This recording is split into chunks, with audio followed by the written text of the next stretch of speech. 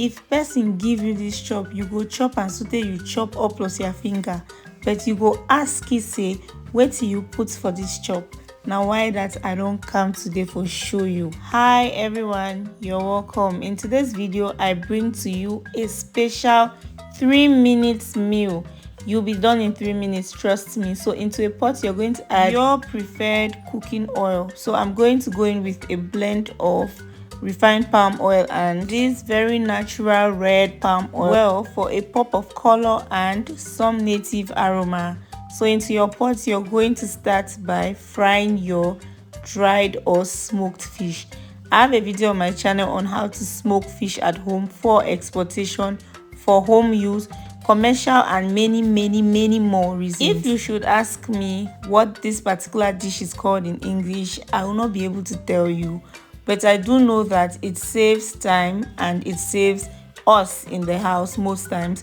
When we are left with fufu corn, we are left with gari, we are just looking for one small soup to eat it. So we always settle for this. After frying your fish, don't let it get burnt. So we are just frying it to be firm. We will take out our fish and then we are going to proceed to fry our tomatoes and onions. This dish has very few ingredients. You don't need too much. The first video on how to cook this is on my channel. You might find it in the cards.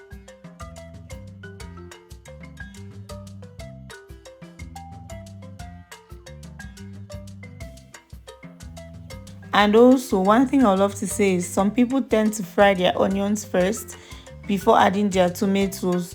That will help, especially in situations where you do not like to see visible onions in your food. So you can do that.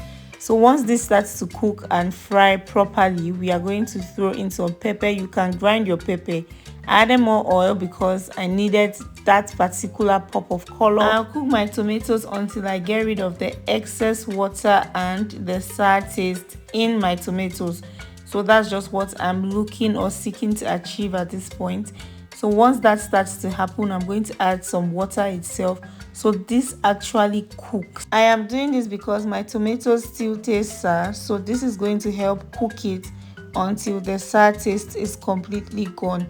I know some people have other tricks on how to get rid of sour taste in tomatoes and I'll share with you in another video, but I do not want to do that here.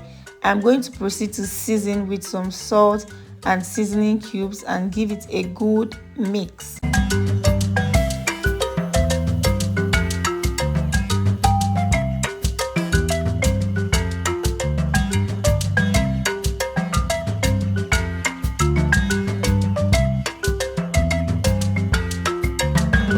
Once your tomatoes is properly cooked and the sour taste is gone and the water too starts to dry up, proceed to add your fish.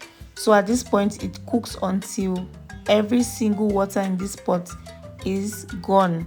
This is so that your fish tends to absorb the sauce in this pot. In Cameroon, this dish is often paired with fufu corn, maize meal, or corn fufu, whichever way you call it. It is paired with it, and some people now eat it with gari. So that is it. Now some tribes call this Bambalang fish and fufu corn. That's how they call the meal. But some other tribes call it shuntu. Others call it kati fish, because instead of the regular chicken you're using fish. Please, if you're from Cameroon, in the comment section let me know how you call this in your area. What's the name of this sauce? How do you prepare it? Is it prepared differently from this? Thank you for watching and I'll definitely see you in my next video. Enjoy with your fufu corn.